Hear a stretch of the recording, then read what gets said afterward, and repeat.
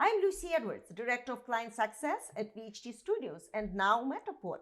And today I'm at this remarkable residence of Allan Dalton in Fairfield County, Connecticut.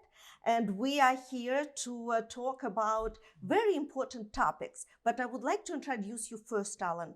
So you are, first of all, you are the Senior Vice President of Research and Development. And as many interviews as I conducted, I had never interviewed anyone else in research and development. You are the former CEO of Realtor.com. You were inducted into a Risk Media Hall of Fame. And now you have a new title, which is the Executive Director of Forever Agent Movement. And we're going to spend some time on that. But I would like to start with market. Market is shifting. Everywhere I go, agents are saying market is shifting. And you, being part of research and development, should probably know more than anyone else. What does it mean and what the outcome is and what to expect? Well, Lucy, first of all, thank you for coming to visit me here in Fairfield, Connecticut. It's great to see you again. And I also want to explain to you and the audience that we don't have a fire here in the fireplace, and it's for good reason. I think it's 82 degrees outside. So today is not going to be about staging. Hopefully it's going to be more about a lot of substance. And the substance begins with the challenge that the entire industry is now confronted with, post-COVID, if you will, in terms of how to best characterize the market, where it is, where it's headed, to both consumers, clients, buyers and sellers and so forth and so on. And you just mentioned that everywhere you go, people are saying that the market is shifting. I think that's problematic terminology because the word shifting is very anxiety inducing. It almost evokes thoughts of earthquakes. Mm-hmm. And we don't want realtors and real estate professionals having to take the role of being a seismologist, but rather a solutionist. The word shifting is a tactical word. What I recommend that the industry consider is when somebody asks, Lucy, how's the market? Or Allan, how's the market? To say, Lucy, we're in a very opportunistic market. There's great opportunities for buyers, sellers, and investors. Now I'd like to ask you a question. When do you think you might be making your next real estate move? Now let's break that down. If I just say it's a shifting market, where do I go with that? But if I say it's an opportunistic market, that challenges me to forensically evaluate the opportunities in every part of the real estate spectrum and continuum. For some people, it's an opportunity. They bought their home for $500,000 10 years ago. They can sell it now for not $850 or $9, but they can cash in their chips of $300,000 and preserve as much equity as possible. That's an opportunity. It's an opportunity when there's more inventory. It's an opportunity when somebody can sell a home for $6 that used to be worth $7 and maybe buy one for now for $1 million that used to be worth $1.2 million. So there's opportunities everywhere, but we first have to use the right language. Language is the clothing of ideas.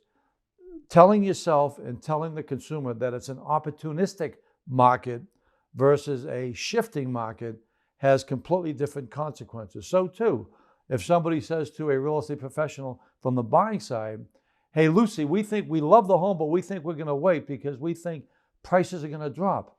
Well, Lucy, the home's on the market right now for $500,000. Worst case scenario, where do you think it could drop to by next year? Allan, I think it could drop to $450,000. Lucy, why don't we see if we can buy it today at next year's price?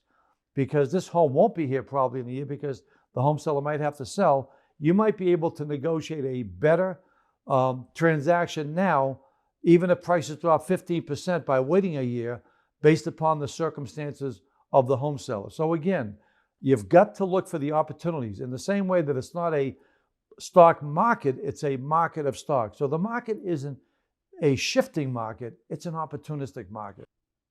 I completely agree with you, Allan.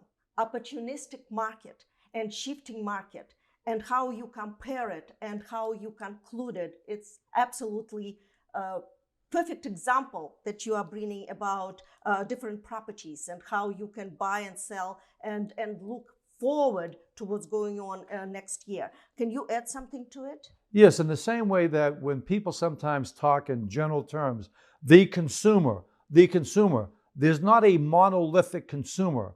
there's thousands of different consumers with thousands of different interests and opportunities. And if we just default to characterizing the market as a shifting market, that's a monolithic observation, whereas an opportunistic marketplaces, that challenges people to become the best real estate trusted advisor, the best forever agent, by helping to identify opportunities. Again, a solutionist versus a seismologist. And I think the positive thinking also makes a big difference. And shifting, now it sounds really negative to me. So I appreciate you Great. talking about and it. I don't mean to correct you, but you're not the first person who's saying that. Seemingly everybody's using that same word. But that's why agents need education. And the program that you have created, and you are improving it all the time, and I hear it everywhere, the Forever Agent program that you put together is a great start and a great education for agents to understand and to take their transactions to another level. Most importantly, to understand the market and how they can help their buyers and sellers to look forward and to create the transactions the right way. So let's talk about micro and macro. Well, first of all, let me talk about the Forever Agent movement, okay?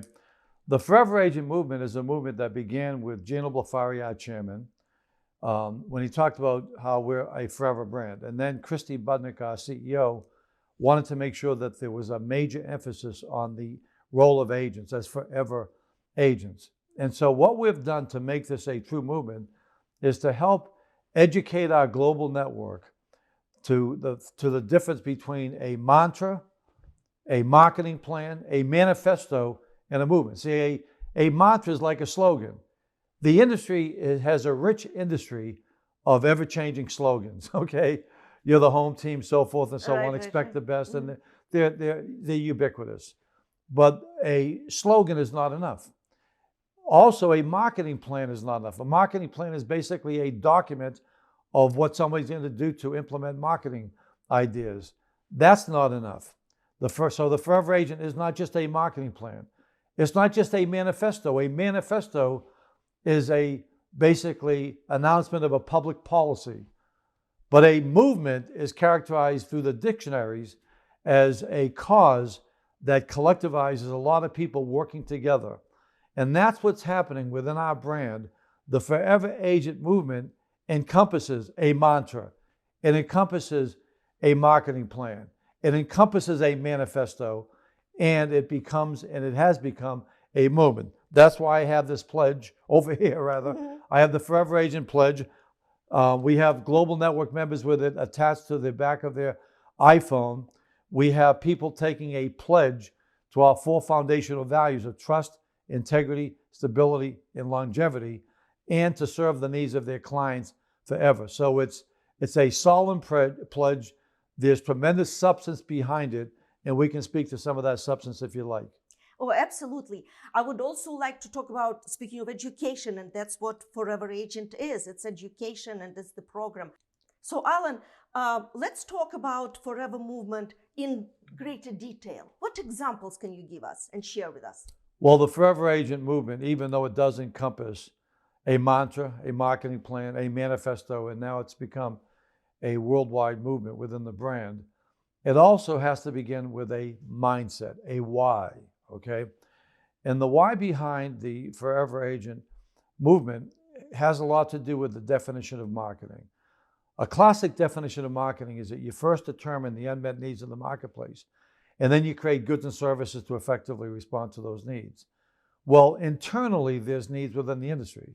What are some of the needs? What are some of the challenges from a research and development perspective that I focus on? First of all, one of the challenges is that there still exists in the real estate industry, Lucy, and I know you're familiar with this, what we call the real estate loyalty gap.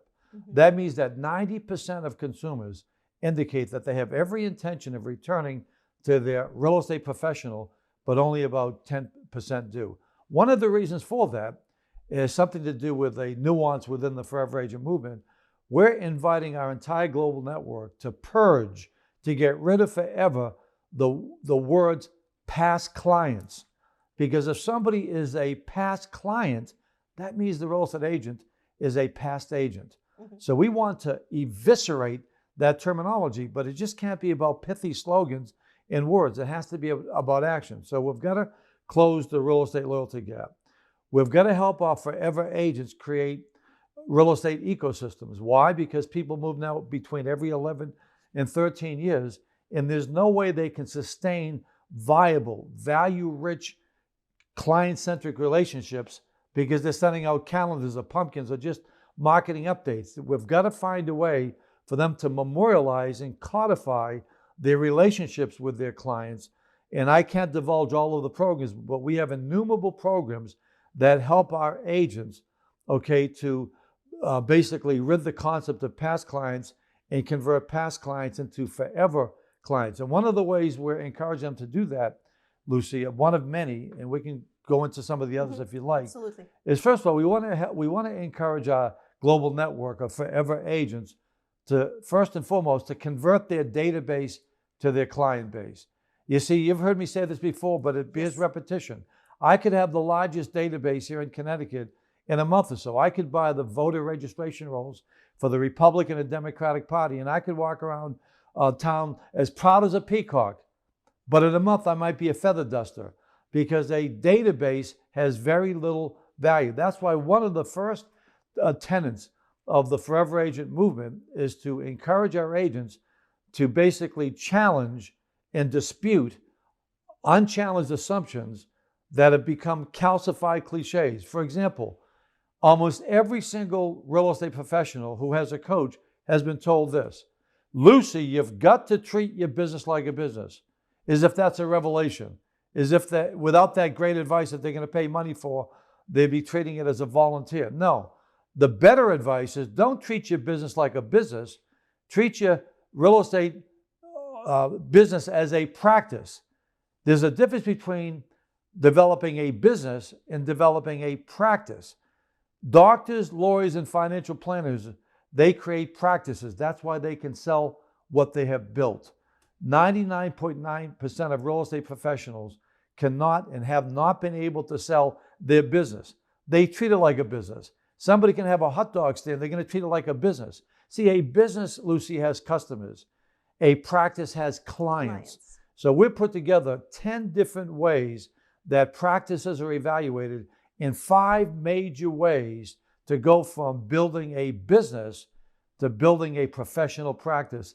And this isn't just semantics. Somebody on the surface might say, oh, that sounds good. That's a better way of saying something. No, it has profound consequences. Thoughts lead to words, actions, behavior, character, and your destiny. If you're still thinking you're running a business, that's what you're going to run, unfortunately. If you think you're developing a practice, you'll develop a practice and you'll convert customers to clients. You'll get rid of the word past clients. So we help people convert their databases to client bases and elevate their businesses to practices, professional practices. So can we talk about the main points, how you can convert your business into practice and how you can convert your database into client base? Well, there's a few things. First of all, you've got to evolve from this obsession with the word sphere of influence, SOI, and start devoting more attention to how to actually influence your sphere. It's not just enough to say, I've got to be more relational than transactional. You've got to be real estate relevant relational, and that requires content. A few years ago, Lucy, I coined the word contentsequences because content carries consequences. Unfortunately, most of the content that is provided for the consumer is actually written by people outside of the industry. In fact, if you were to go to a popular bookstore, as opposed to just going online, and you were to ask them at the desk, how do I get to the real estate section? And you went there, you would find that maybe 95 to 99% of all of the books about real estate aren't written by people that are considered part of our industry. And in fact, if you go to a hotel after visiting the bookstore, you might see a little coaching session with 50 agents being taught how to make a listing presentation. Yet in that evening, there may be 1,000 people from the community who show up to learn how to buy real estate or flip real estate or invest in real estate. So we have to become, but that requires content. and not just transactional content. So that's another part of that's another tenet. We call them Forever Agent Proclamations. This is a concept that Andrew Underm out of Baltimore and myself came up with. We basically teach people of the importance of content, and then we share with them the content that has been created by Wendy Durand and myself within our brand. And some of the content, for example, is this, as simple as it is, a real estate and lifestyle planning guide. Now that's important content. Why is it? Because what percentage of people, Lucy, do you think have ever regretted not owning enough real estate? Almost everybody. What percentage have ever developed a real estate plan? Basically none. Nobody. So we're encouraging our forever agents to provide a self-help guide that homeowners can either review on their own or they can have as part of the annual review process, which Christy Budnick, our CEO, has introduced. That's important content. Life insurance agents went from being transactional, selling policies, to becoming financial planners. But imagine somebody saying, I'd love to be a financial planner, Lucy, but I don't do financial plans. We still have agents advertising this. I'd like to be your agent for life, but there's no plan for life. And so that's what we've created for the Forever, as part of the Forever Agent movement, a planning process that involves both the Forever Agent and their clients. So that's just one of many. We can talk about some of the and others. they need to educate their clients as well. So agents have to be proactive and educate their clients to implement financial planning, not just financial, but also real estate. No, it's real estate and lifestyle planning. planning. And plan for the future. So what else would you say? What's the next step for Forever Agent? Another step is that we're spending a lot of time inviting our forever agents to make a distinction between micro and macro approaches to serving the public, okay? And the micro has a lot to do with the psychology of sales. Mm-hmm. I said this to you the last time, Lucy, before I get into real estate sales, I was in insurance sales and management, and this is decades ago. And at that time, everybody who sold life insurance, because you were a life insurance salesperson, just like somebody's a real estate salesperson, mm-hmm. It was all about selling. Back then, we had something called DISC. We still have that today because it started in 1929. And that was to basically read people's personality types. Now, that's great when agents do that as a self-discovery tool because that's profoundly valuable. That's DISC testing. But the industry's corrupted that because we actually have people doing DISC guessing. Like right now, I'd be thinking, are you a D? Are you an I? Are you an S? Are you a C? It's pretty tough to do without a test, okay? Or how the brain works. That's at the micro level. Or 6 different closing ideas. See, the industry has a scripting fetish, okay? It's all about scripts. That's at the micro level. But almost all of the top agents always tell me this, Allan. Allan, I get 90% of my listing presentations that I convert into a represented home seller. So their challenge isn't at the micro level. It isn't because instead of saying, how does this sound to you because you're auditory, they should have said, how does this look to you because you're visual? These are power games. Right. They don't make that much of a difference because according to National Association of Realtors, homeowners only bring in 75% of the time, they only bring in one agent. But top producers, it's 95% of the time.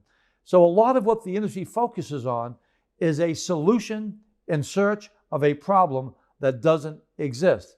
All of the top producers say, Allan, 2 things.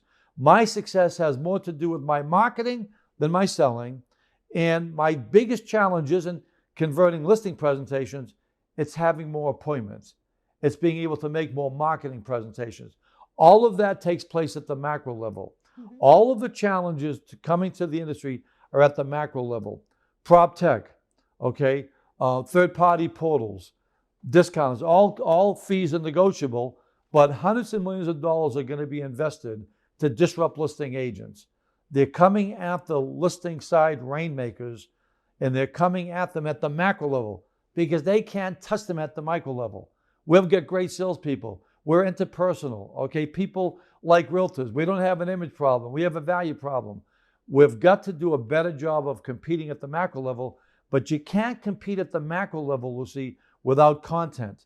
And that goes back to all of the one of those four things, the mantra, the marketing plan, the manifesto, and the movement. We put a lot of detail and a lot of effort into developing consumer and client-centric content at the marketing level, okay, which is the macro level. See, most times you'll hear realtors say this: when's our next sales meeting?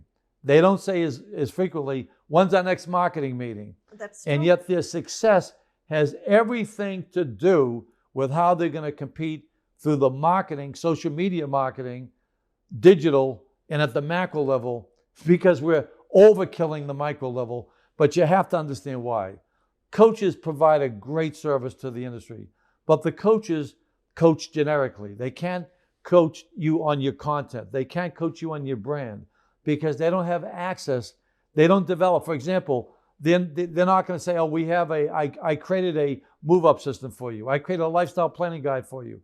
I created moving with pets for you. Here's how you, and so therefore the whole conversation goes back decades ago to just business planning, goal setting, okay, handling objections.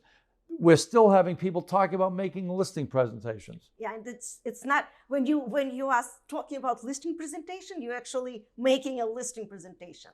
And obviously, my question is, what's wrong with listing presentation? Because all agents, that's all they talk about. I want to have the best listing presentation. Well, there's no such thing as the best listing presentation, okay? As far as I'm concerned, because no homeowner in the history of the world, in my opinion, wants to listen to a listing presentation. They all want to be presented with a marketing proposal. And this isn't just semantics. See, a listing presentation is about the agent. A marketing proposal is about the homeowner and the home. A listing presentation is performative.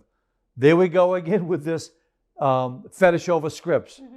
And so the people are trained. I want to help you get the best price in the shortest period of time with a listing convenience. So I'd like to tell you a little bit about myself, my company. See, all of this is basically listing presentation centric. And all of it emanates out of insecurity because people have been taught that when they meet with a home seller, that they're on an interview. They're not on an interview. Something like 90% of everybody who goes on interviews in general in life does not get hired. If somebody thinks they're going on an interview, they think it's about them. They're going to put the focus on them, the spotlight on them. The only people that I can think of that spend as much time making listing presentations are people, unfortunately, God bless them, in prison who are seeking parole. It's all about them. They'll bring their brag book. They'll bring their testimonials because there's so much anxiety as whether they're going to be paroled.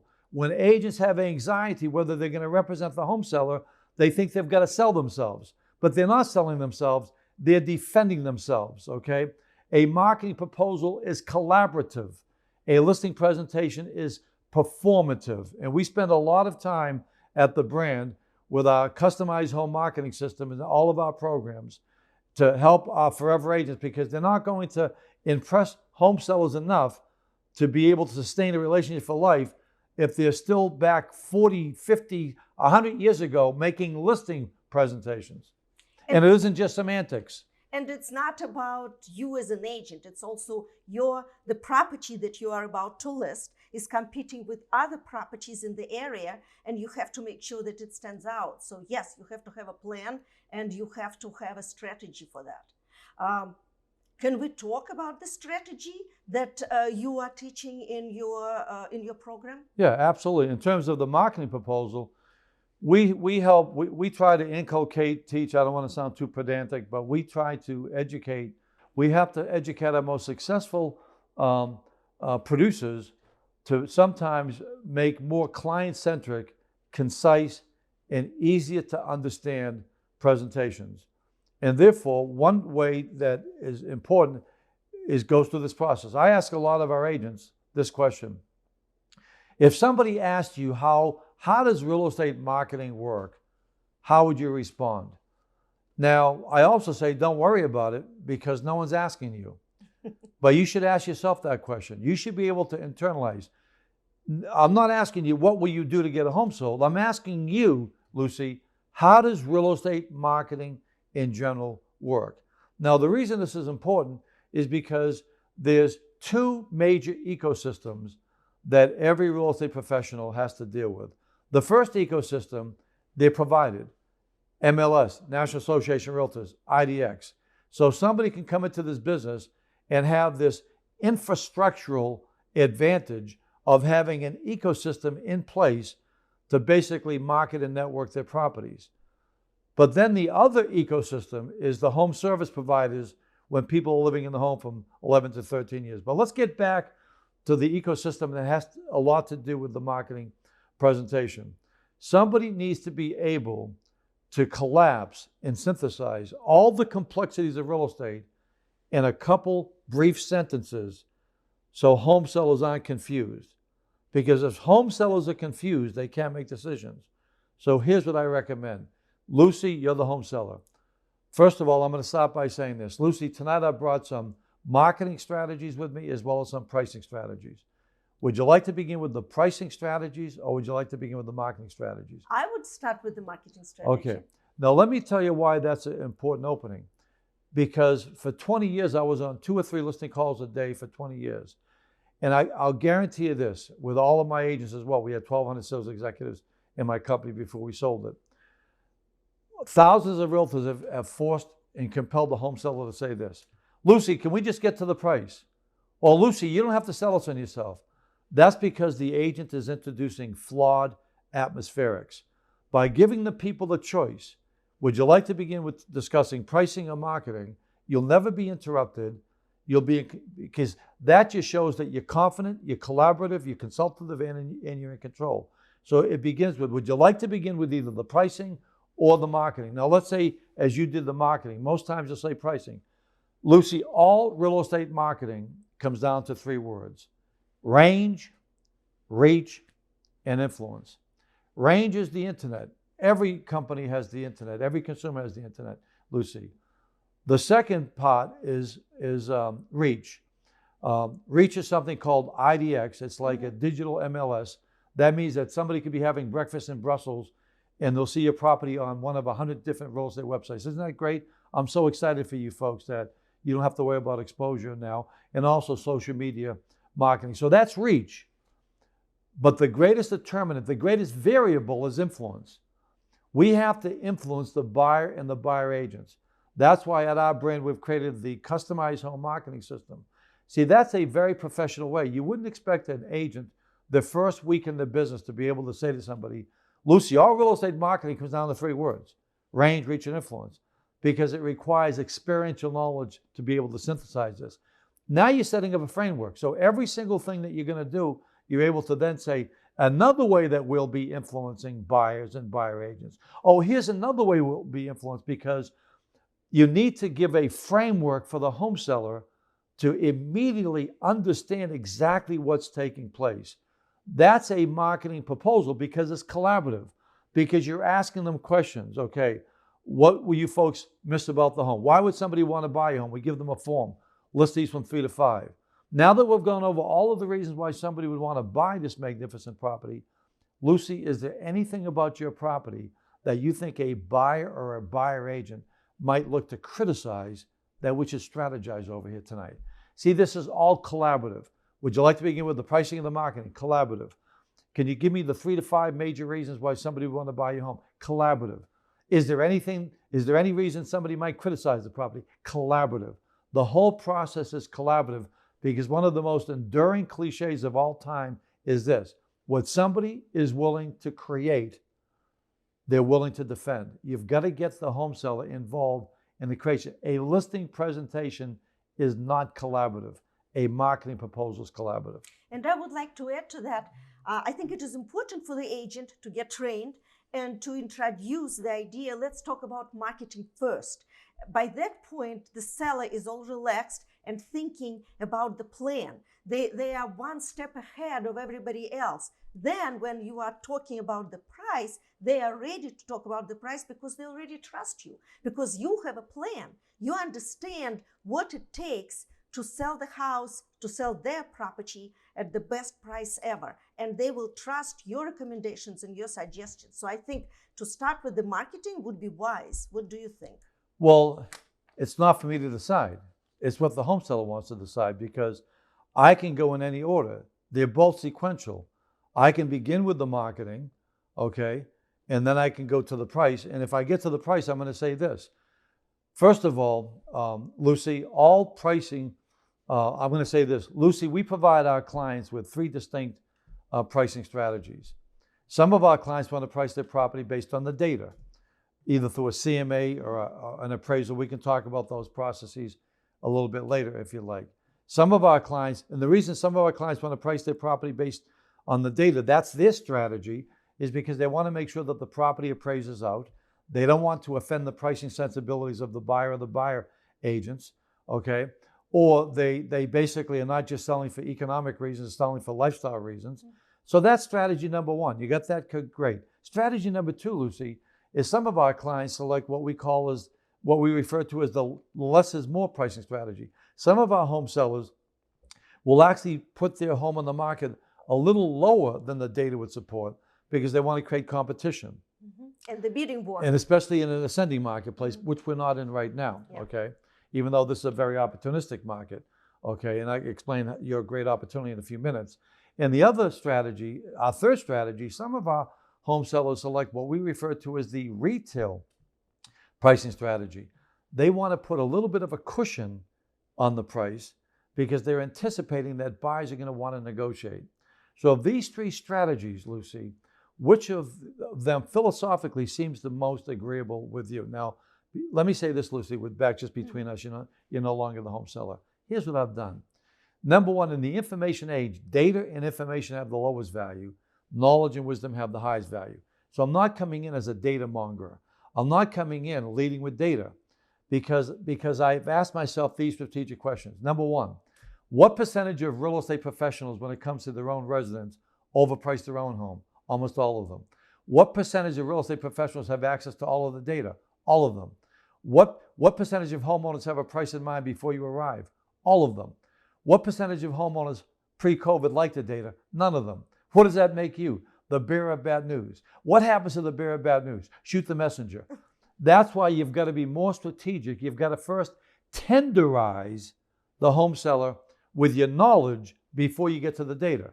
That's not going to change anything in terms of the data, but it's going to basically set the stage because you're not going to come across as an advocate for your research. It's not polarizing. You're basically celebrating agency that you and the home seller is one. You're representing them, and you're very consultatively as a critical thinking as opposed to what a lot of the industry's been trained to do. Here's what the industry's been trained to do. To take out a piece of paper and say, Lucy, I went into the computer, okay, and this column here on the left, that's the homes on the market. That would be your competition. And I'm saying this mockingly. Otherwise, it might sound pretty good. This column, that's your competition. This is days in the market. This is list of sales price. These are withdrawals. Here's some macro and microeconomic information. That's a horrific way to begin because that's the data approach, okay? You want to begin with the knowledge approach, the consultative approach, the collaborative approach. Should we go with this strategy, or this strategy? Then you get to the data. And also, you can't hurt yourself by doing something that 100% of the industry has done at some time. We're an industry that actually uses the word comps. Telling somebody, let's take a look at the comps, is like saying, let's take a look at some comparable children. Anytime any agent has ever said, let's take a look at some similar homes, or let's take a look at the comps, every single home seller in America, Mexico, Canada, Europe, Asia has all said the same thing in a different language. But they don't have 5 bedrooms. But they don't have a new kitchen. But they don't have a swimming pool. But they can't walk to Starbucks because they're deeply offended because they don't think any home is like theirs. Okay? And whether you call them competitive or comparative, they don't want to hear it. Here's what you should say instead. Lucy, let's take a look at properties which buyers will be evaluating at the same time they're evaluating your home. Your home. You've got to get beyond industry jargon, okay? These unchallenged assumptions. I totally agree with you. And it does sound, it doesn't sound very comfortable. Let's look at some comps and then your comparing. No, and it's also disingenuous because what buyer agent, after they show this home and the homeowner doesn't like it, is ever going to say, well, let's go take a look at some similar homes. It's a ploy. It's basically trying to manipulate home sellers, okay, into capitulating to prices they may not want by commoditizing their home. And moreover, it has the home seller thinking, why should we now listen to anything Lucy tells us? Because if she doesn't even grasp the holistic fulsomeness of this property, based on comparing it to homes that we know and we hate, why would we listen to any recommendation? So an agent absolutely eviscerates all of their value, all of their judgment, all of their wisdom by using that ill-advised terminology. Allan, what are you implementing or you continue with your traditional approach as the executive director of Forever Agent Movement? Lucy, I'm very pleased that you've asked me that question, because the Forever Agent Movement is an obsession of mine. It's a healthy obsession, and it's my major focus, even though I do a lot of other research and development work for both verticals. At the last convention, our CEO, Christy Budnick, made as her theme for the convention the concept of being invaluable. And I love that Christy did that, because I believe that the industry doesn't have an image problem. It has a value crisis. When it comes to image, we couldn't be in better shape. You've heard me say this before. Yeah. We're prodigiously Photoshop. We invented personal promotion. We've been writing great reviews for 50 years, that being the industry. And parking garages are brimming with our BMW. So we don't have an image problem, but we have a value problem. The whole rationale, the reason for existence for the Forever Agent Movement is to help our global network agents to become invaluable over the lifetime of their clients. And so in order to do that, we have to have a multi-dimensional approach. And the multi-dimensional approach has to be led, because the Forever Agent Movement not only is led and guided by Gino, our chairman, and Christy, our CEO, and myself as the executive director of the Forever Agent Movement, but we have global network training, we have marketing, we have global network training led by Bob Watson, marketing led by Wendy Durand. I'm developing a Forever Agent Movement advisory panel of top Forever agents and possibly some of the leading brokers. We've also developed a 2-hour orientation. These are the Forever Agent pledging rallies that I conduct. We've had over 15,000 agents so far through this in the last few months. And this is a 2-hour orientation that goes over the mindset, the marketing system, the workbook, the implementation plan, ending with the pledge rally. Now, to my knowledge, we're the first and only real estate brand that's ever introduced a public pledge to our values again, it's redundant to the public, based on trust, integrity, stability, and longevity. This is at the centerpiece of the movement, because trust is basically being assaulted all over the globe. I think in the 1950s, something like 60% of all consumers trusted their institutions, Lucy. Today, I think it's about 20%. Trust is a very big factor. Our brand can validate its lofty trust status. So that's one of our pillars. But I researched that something like 30 companies or more have their people take pledges. So it's not just Boy Scouts and Girl Scouts. It's not just mounted police. It's not just Supreme Court justices and presidents. And it's not just doctors now who take the Hippocratic Oath.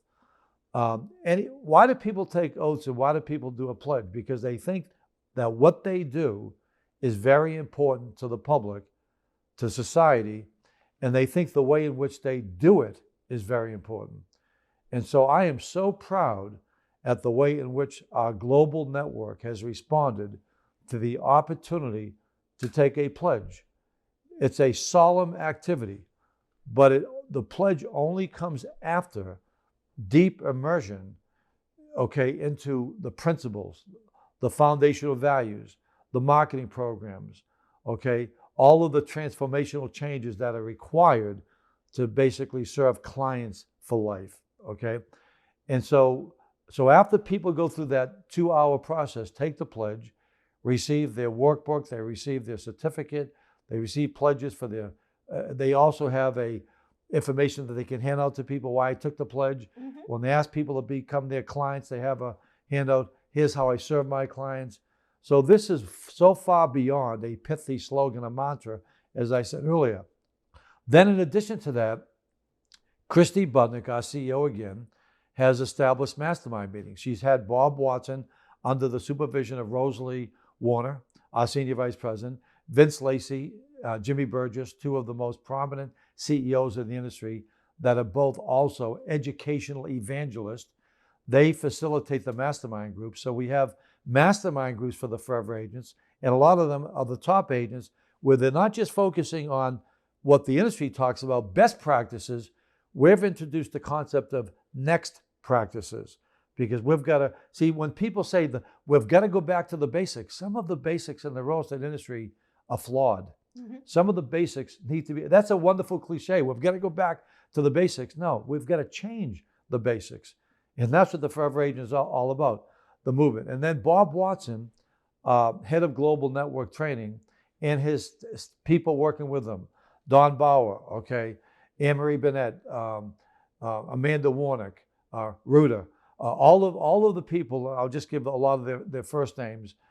They've worked very, very diligently and vigilantly in putting together the Forever Agent coaching program. Now that program is a year-long program, and it goes into a lot more detail than the particulars that we cover with the top producers, because these are the rising stars. These are agents between 2 and I think 7 years and a certain level of production. And then we're developing a program for new to the industry forever agents. Mm-hmm. So it will be on multiple platforms. It will be supported by our technology, our business consultants, our global network training, and our marketing department. And we'll have an advisory board of the leading forever agents across the globe, as well as leading brokers. So this is a full dimensional movement that I believe will be unstoppable, because it has a high-minded purpose to be forever committed to our values and to be ever committed to serving the needs of clients forever. And it's not just slogans, it's not just semantics, because it's backed up by so much content, so much marketing, so much coaching, so much training. And I have yet to meet one person in the global network who doesn't respect this movement. I've never seen the likes of it. And I think it is so important, the coaching part of it, what you are talking about. Doesn't matter what level you are on, if you just started as a realtor or if you are a top executive. It doesn't really matter. You do need coaching. You need to also be accountable for everything you are promising to your clients. At the end of the day, we're here to service our clients. And I think that is very important. And coaching is the great direction of putting everybody on the right track. And you know, that's a great summary, Lucy, but it's not just about service. It's also about services, okay? Because we're inextricably interwoven with the concept of home services. And so, you know, I ask a lot of our forever agents, take out a circle, and I want you to identify what percentage of your value to your clients is based on your skills. Mm-hmm. What percentage of your value is based on your personal service? That's personal. You give that no matter where you worked. And what percentage is based on the home services? How you can help facilitate mortgage, title, landscapers, pool maintenance. Because if people are living in their homes as they are, 11 to 13 years, they can't sustain a forever client relationship just on personal service. It also has to be the services. That brings us back to the content. One of the things that we basically are very passionate about with our forever agent movement is the difference between how traditional agents still conduct open houses. Forever agents conduct and manage content-rich open houses. See, a lot of times when consumers go to open houses, Lucy, you know and I know, they're not excited about signing in. And because they're not excited about signing in, sometimes they write their name illegibly.